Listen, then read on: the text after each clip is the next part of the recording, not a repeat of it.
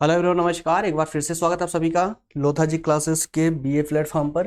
भारतीय संविधान, Indian constitution of India, इस सीरीज को कंटिन्यू करते हुए आज इस सेशन में हम चर्चा करेंगे राष्ट्रीय आयोग ST SC आयोग पर। ठीक है ना। तो अनुसूचित जाति और अनुसूचित जनजाति आयोग पर एक समग्र रूप से और एक व्यवहारिक रूप से हम आज के सेशन में अध्ययन करने वाले हैं। दोस्तों, सभी क्लासेस कंटिन्यू चल रही है 1 बाय 1 करके। आज ये 29वां लेक्चर होने जा रहा है, जिसमें आज हम जो एक अनुसूचित जनजाति और अनुसूचित जनजाति के राष्ट्रीय आयोग पर चर्चा करेंगे। हालांकि दोनों आयोग अलग अलग है, लेकिन कब ये अलग हुए, इसका पूरा इतिहास, इसकी पूरी कहानी आज एक व्यवहारिक रूप से पूरे विस्तार से समझने वाले हैं। ठीक है ना। चलिए आइए शुरुआत करते हैं सेशन की।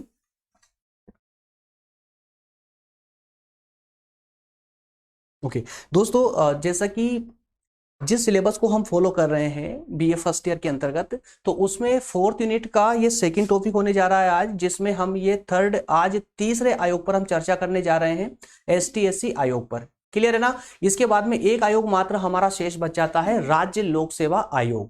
क्लियर है। तो स्टेट PCS की जो हम चर्चा करते हैं, है ना, उस पर एक लास्ट सेशन बच जाता है, तो उस पर भी हमारा इसके तुरंत बाद ही इसके बाद सेशन हो जाएगा, जिससे हमारा ये यूनिट भी कंप्लीट हो जाएगी। और 5वीं यूनिट में हमें केंद्र और राज्य के संबंध को लेकर के सेशन करना है, तो वो टॉपिक भी हमारा कुल मिलाकर ये मान सकते हो कि भारतीय संविधान वाली सीरीज बिल्कुल अंतिम दौर में चल रही है। 2-3 लेक्चरों के साथ ही ये सीरीज अब कंप्लीट होने वाली है। आज के सेशन से रिलेटेड एक इंपॉर्टेंट क्वेश्चन है दोस्तों, पढ़ लीजिएगा इसको, दोनों आयोग से संबंधित है।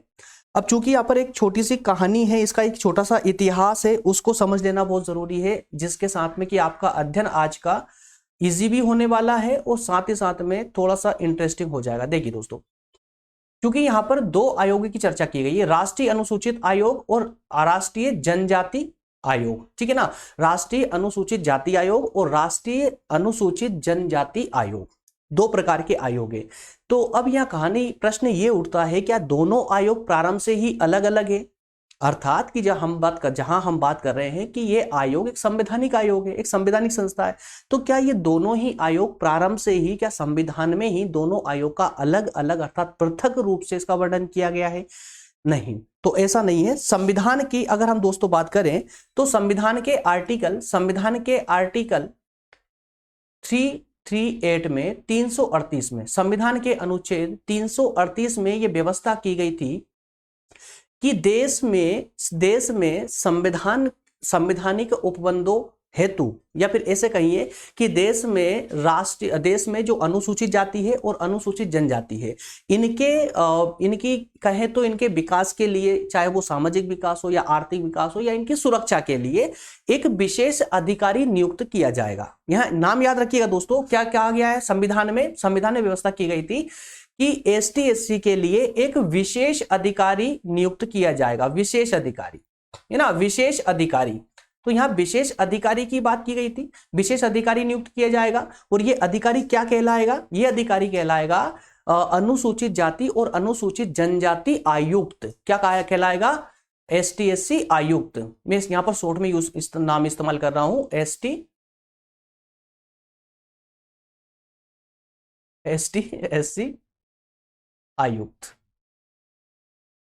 अब ये कहानी मैं इसलिए बता रहा हूं आपको, ताकि आपको आगे समझ आएगा कि ये नाम, आज जो नाम पढ़ते हैं हम, राष्ट्रीय अनुसूचित जाति आयोग या राष्ट्रीय अनुसूचित जनजाति आयोग, दोनों को जब हम अलग अलग पढ़ते हैं, तो इसके जो प्रारंभ की जो कहानी है ना, उसको समझ लेंगे तो पूरी स्टोरी एज ए स्टोरी आपको कंप्लीट हो जाएगा सेशन आज का। ठीक है ना। तो स्टार्टिंग में क्या था, जो संविधान का आर्टिकल है, अनुच्छेद है 338, इसमें व्यवस्था की गई थी कि अनुसूचित जाति के जो लोग हैं या अनुसूचित जनजाति के जो लोग हैं, उनकी सुरक्षा के लिए, उनके विकास के लिए, उनके कल्याण के लिए एक विशेष अधिकारी होगा। और उस विशेष अधिकारी को क्या कहा जाएगा? ST SC या कहे कि अनुसूचित जाति और अनुसूचित जनजाति आयुक्त कहा जाएगा। क्लियर है। अब ये व्यवस्था तो संविधान में की गई थी। ठीक है। अब इसके बाद में भारतीय संसद में दोस्तों एक परिवर्तन होता है 1978 में। 1978 में एक संशोधन होता है संविधान में, और इस संशोधन के माध्यम से एक आयोग की स्थापना कर दी गई। किसके द्वारा? संसद के द्वारा एक आयोग की स्थापना की गई। और आयोग को नाम क्या दिया गया दोस्तों?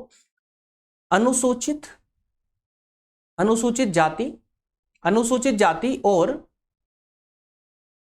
अनुसूचित जनजाति जनजाति आयोग। क्या कहा गया? आयोग। शब्दों पर ध्यान दीजिएगा। यहां पर संविधान में आयुक्त शब्द था, आयुक्त शब्द था, और यहां पर क्या किया गया? आयोग नाम कर दिया गया कि अनुसूचित जाति और अनुसूचित जनजाति आयोग कर दिया गया। कब किया गया है दोस्तों? 1978 के संशोधन में।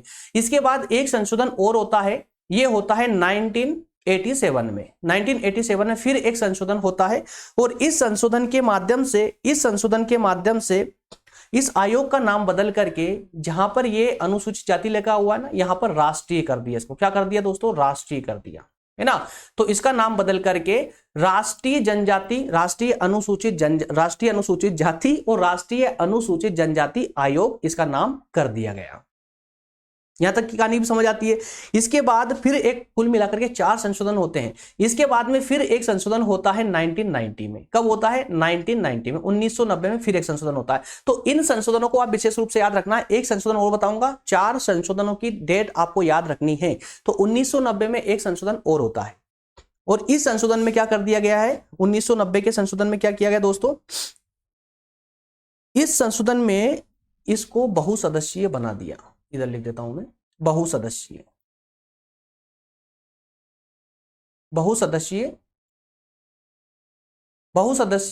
आयोग बना दिया गया। अब इसको यहां तक का समझिए, इसके बाद क्या नहीं अपने आप समझ आएगी। देखिए, संविधान में उपबंध किया गया था आयुक्त का, ST/SC आयुक्त का, आर्टिकल 338 के अंतर्गत, ठीक है। उसके बाद में फिर 1978 में संशोधन करती है कौन? केंद्र सरकार, संसद, और उस संशोधन के माध्यम से ये एक आयोग की स्थापना करती है। संशोधन नहीं कहेंगे, एक आयोग कह देंगे कि संविधान में एक आयोग की स्थापना कर दी गई, जो कि एक संवैधानिक संस्था थी। आयोग का नाम क्या दिया था? अनुसूचित जाति और अनुसूचित जनजाति आयोग, ठीक है ना। इसके बाद फिर 1987 में फिर से एक संशोधन होता है संविधान में। संशोधन के माध्यम से इसका नाम परिवर्तित करके इसको कर दिया राष्ट्रीय अनुसूचित जाति और राष्ट्रीय अनुसूचित जनजाति आयोग, इसका कंप्लीट नाम कर दिया जाता है। इसके बाद फिर से 1990 में फिर एक संशोधन होता है। तो अभी तक देखिए, संविधान में चर्चा की गई थी आयुक्त की, है ना, एक विशेष अधिकारी की बात की गई थी। तो वो विशेष अधिकारी कौन था? आयुक्त था। मतलब एक सदस्य का ही ये आयोग था, कंप्लीटली एक सदस्य का। कब तक? 1990 तक। लेकिन 1990 में इसमें संशोधन करके इसे बहुसदस्यीय बना दिया गया। बहुसदस्यीय का मतलब क्या हुआ कि अब एक सदस्य इसमें काम नहीं करेगा, बल्कि उस सदस्य के सपोर्ट के लिए कुछ अन्य सदस्य भी इसमें ऐड कर दिए जाएंगे, जोड़ दिए जाएंगे। क्लियर है? तो इस प्रकार से क्रम अनुसार इसमें संशोधन हुआ। संशोधन के माध्यम से अभी भी ये एंड नहीं हुआ। देखिए, 1990 के बाद में फिर एक संशोधन और होता है, और ये होता है दोस्तों 2003 में। कब होता है? 2003 में। 2003 में एक संशोधन और होता है, और इस संशोधन के माध्यम से जो ये एक ही आयोग था अभी तक का, राष्ट्रीय अनुसूचित जाति और जनजाति आयोग था, इस दोनों को अलग अलग कर दिया। दोनों को अलग अलग कर दिया।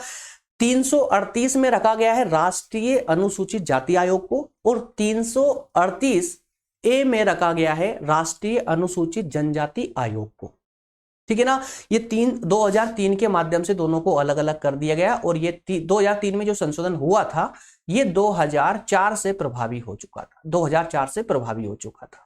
क्लियर है? तो अब तक की कहानी से क्या समझ आया कि ये जो दोनों आयोग को हम पृथक रूप से पढ़ रहे हैं, अलग अलग पढ़ रहे हैं, ये दोनों आयोग प्रारंभ से अलग ना होकर के, बल्कि 2003 का जो संविधान संशोधन हुआ था, 89वां संविधान संशोधन, उसके माध्यम से इस दोनों आयोग को अलग किया गया था, और दोनों आयोग के लिए अलग व्यवस्थाएं की गई थी। हालांकि देखने में, सुनने में और इसके प्रावधानों को लेकर के इसमें काफी समानताएं देखने को मिलती है, लेकिन फिर भी ये आयोग दोनों अलग अलग है, वो दोनों अलग अलग कार्य करते हैं। अनुसूचित जातियों के लिए एक अलग आयोग और अनुसूचित जनजातियों के लिए एक अलग आयोग है। यहां तक की कहानी पूरी क्लियर है ना।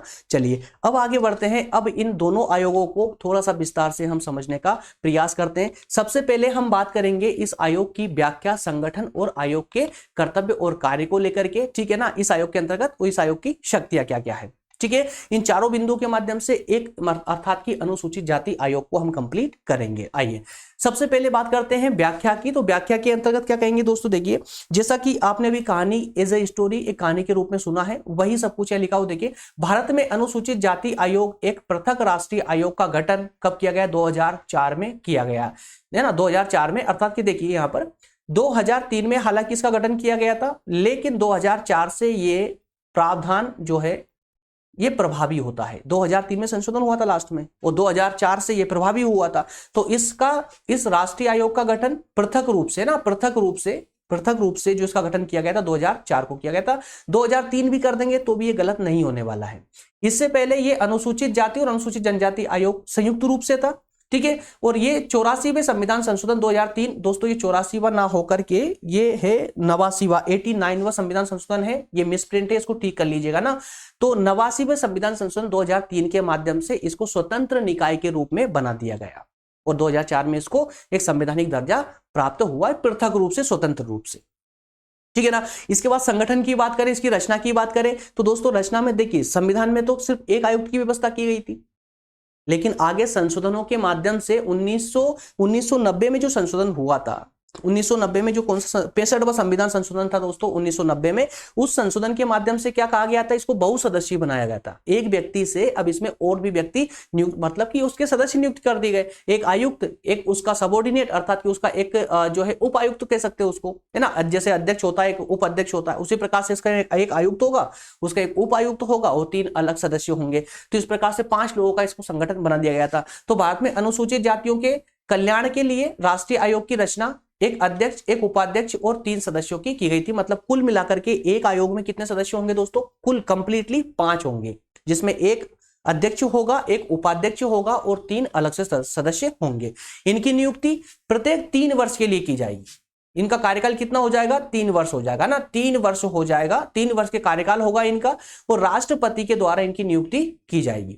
अनुसूचित जाति के लिए स्थापित राष्ट्रीय आयोग के संबंध में प्रावधान किया गया है कि उसके अध्यक्ष, उपाध्यक्ष और सदस्य आदि सभी सिर्फ एक बार पुनर्नियुक्ति, इनकी सिर्फ एक बार पुनर्नियुक्ति हो सकती है, उससे ज्यादा नहीं। मतलब किसी का अगर कार्यकाल समाप्त हो जाता है और उसको वापस से नियुक्त करना होगा तो एक बार और उसको नियुक्त किया जा सकता है, इससे ज्यादा नहीं।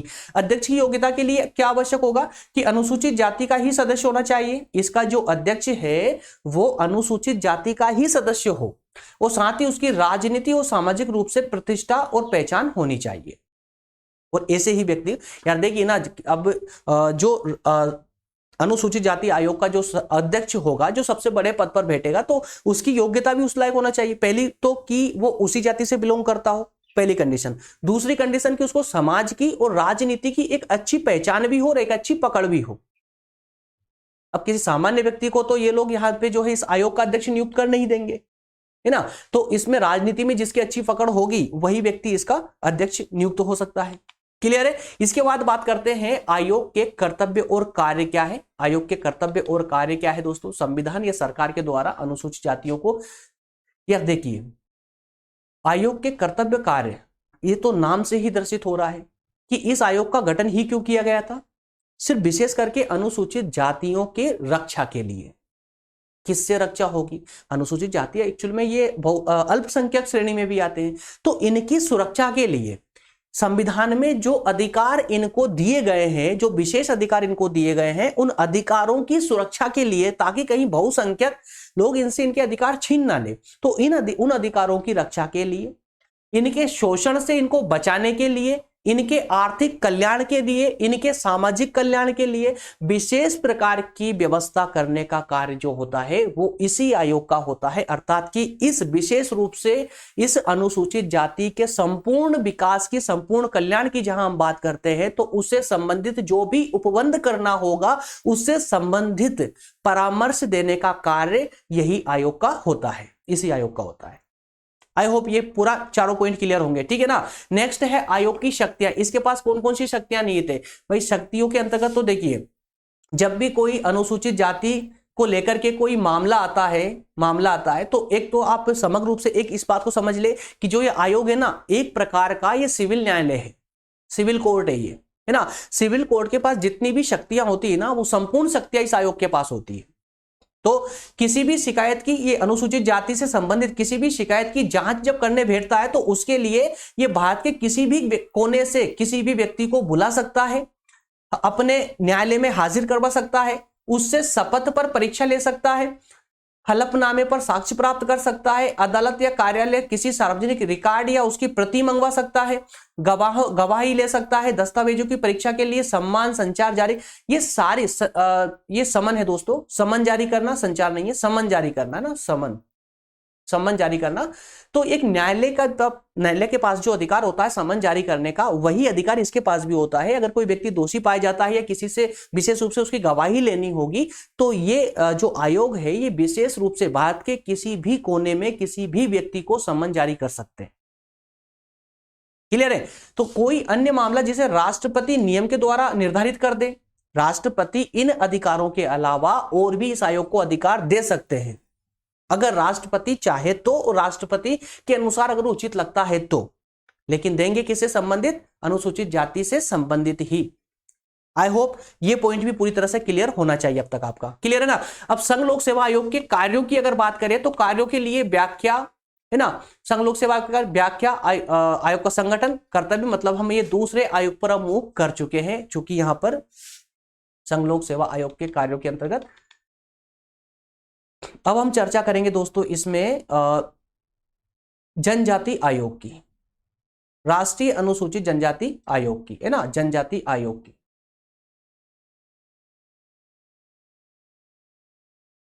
जनजाति आयोग, अब ये बात तो आपको अब तक क्लियर हो चुकी है कि 2003 में ये आयोग, अब चूंकि दोनों आयोग अलग अलग हुए थे तो इसका निर्माण भी कब हुआ था? 2003 में हुआ था, जो 2004 से प्रभावी हुआ, है ना।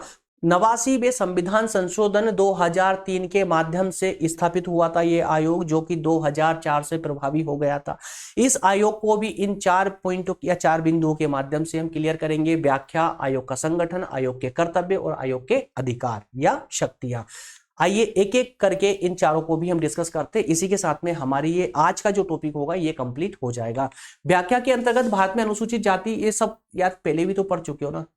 वापस से देखिए, मैक्सिमम बातें इसकी रिपीट होने वाली है, क्योंकि मैंने क्या कहा था प्रारंभ में ही कि दोनों आयोग लगभग बिंदुओं पर समान है, समान कर्तव्य है, समान अधिकार है, समान प्रकार की शक्तियां इनको प्राप्त है। निर्माण भी देखिए एक साथ ही हुआ दोनों का, है ना, दोनों का एक साथ ही हुआ है। 78 की बात करें, सबसे पहले 78 में तो संसद ने आयोग की स्थापना की थी संयुक्त रूप से, दोनों को ज्वाइंट के रूप से, है ना, दोनों को संयुक्त रूप से इनकी स्थापना की थी। इसका नाम क्या दिया था? इसको अनुसूचित जाति और अनुसूचित जनजाति आयोग नाम दिया था। कब? 1978 में। उसके बाद में 1987 में परिवर्तन हुआ, जिसमें इस नाम के आगे राष्ट्रीय शब्द लगा दिया गया, तो राष्ट्रीय अनुसूचित जाति और राष्ट्रीय अनुसूचित जनजाति आयोग हो गया था। 1990 में एक सदस्य बहुसदस्यीय इसको बनाया गया था, है ना, 1990 में एक सदस्य बहुसदस्यीय बनाया गया था 65वें संविधान संशोधन में। इसके बाद में 89वां संविधान संशोधन होता है 2003 में, जिससे दोनों को अलग अलग कर दिया गया था। ये कहानी तो आपको पता ही है। इस प्रकार से इसकी व्याख्या कंप्लीट हो जाएगी। इस आयोग के संगठन की बात करें तो एज इट इज मतलब जो राष्ट्रीय अनुसूचित आयोग था उसका जो संगठन था ना, एज इट इज है, एक भी शब्द में परिवर्तन नहीं है। उसी आयोग की तरह एक अध्यक्ष होगा, एक उपाध्यक्ष होगा और 3 अन्य सदस्य होंगे। कार्यकाल वही 3 वर्ष का होगा, नियुक्ति राष्ट्रपति के द्वारा की जाएगी। That's all. ठीक है ना। इसके बाद कर्तव्य की बात करें तो कर्तव्य के अंतर्गत भी वही, देखिए राष्ट्रीय अनुसूचित आयोग जो था वो अनुसूचित जातियों के लिए कार्य कर रहा था, अनुसूचित जातियों के प्रति इसके कर्तव्य थे। और इसकी बात करेंगे तो ये अनुसूचित जनजातियों के लिए कार्य करेगा, है ना। तो अनुसूचित जनजातियों के संरक्षण की बात हो या विकास की, संरक्षण करना हो या विकास, इससे संबंधित जो भी विषय उसकी निगरानी करना, जनजातियों के विकास और कल्याण के लिए सरकार और राष्ट्रपति को परामर्श देना। इसके अलावा अनुसूचित जनजातियों की समस्याओं को लेकर के, उनके अधिकारों के हनन को लेकर या अतिक्रमण को लेकर के कोई शिकायत हो तो शिकायतों की जांच करना एज अ सिविल कोर्ट। याद रखिएगा, एज अ सिविल कोर्ट। जनजातियों से संबंधित अनुसूची में नई जनजातियों को जोड़ने के लिए राष्ट्रपति को परामर्श देना कि इस जनजाति में, अनुसूचित जनजाति के अंतर्गत किसी और जनजाति को भी जोड़ना चाहते हैं तो उसके लिए राष्ट्रपति को परामर्श देंगे, तो राष्ट्रपति ही इसमें ऐड और प्लस और माइनस कर सकते हैं। याद रखिएगा। तो आयोग का मुख्य कार्य क्या है? अनुसूचित जनजातियों के विकास के लिए प्रयास करते रहना। ठीक है। आयोग के अधिकारों की बात करें तो वही अधिकार इसके पास में है जो अधिकार उसके पास थे, मतलब जो अधिकार राष्ट्रीय अनुसूचित आयोग के पास थे, अनुसूचित जाति आयोग के पास थे, वही आयोग राष्ट्रीय अनुसूचित जनजाति आयोग के पास है ना। तो जनजातियों के अधिकारों के छीनने की स्थिति में या हनन होने की स्थिति में उनकी जांच करने का अधिकार और उस जांच से संबंधित रिपोर्ट सरकार को सौंपने का अधिकार, अनुसूचित जनजातियों को संविधान द्वारा जो संरक्षण प्राप्त है वो संरक्षण वास्तविक रूप से इनको मिल पा रहा है या नहीं मिल पा रहा है, इसकी जांच करना। इसके अलावा सिविल न्यायालय की तरह कार्य करना इन जातियों के संरक्षण के लिए या इनकी शिकायतों को समझने के लिए, है ना, शपथ के माध्यम से गवाही लेना, साक्ष्य, ठीक है, गवाह या डॉक्यूमेंट की जांच करना, ये सारे काम जो एक सिविल न्यायालय जो कार्य कर सकती है वो संपूर्ण कार्य इस जाति विशेष के लिए ये आयोग भी कर सकता है। तो प्रतिवर्ष देश के राष्ट्रपति को अनुसूचित जनजातियों के अधिकार और विकास के संबंध में प्रतिवेदन सौंपना जरूरी नहीं है प्रतिवर्ष, इससे पहले भी सौंप सकते हैं, है ना, वर्ष में 2 बार भी सौंपा जा सकता है, पर एक वर्ष में 1 बार तो कम से कम सौंपा जाना चाहिए। तो इस प्रकार से दोस्तों दोनों आयोग हमारे शॉर्टली हो जाते हैं कंप्लीट। और विशेष रूप से दोस्तों इसमें जो जितने विशेष तथ्य थे उन सब पर हमने चर्चा करने का प्रयास किया है। उम्मीद करता हूं सेशन आपके लिए काफी हेल्पफुल रहा होगा। मिलेंगे नेक्स्ट सेशन में, और अगला सेशन जो होगा हमारा स्टेट पीसीएस पर होगा, राज्य लोक सेवा आयोग पर होगा। मिलेंगे नेक्स्ट सेशन में। थैंक यू, धन्यवाद।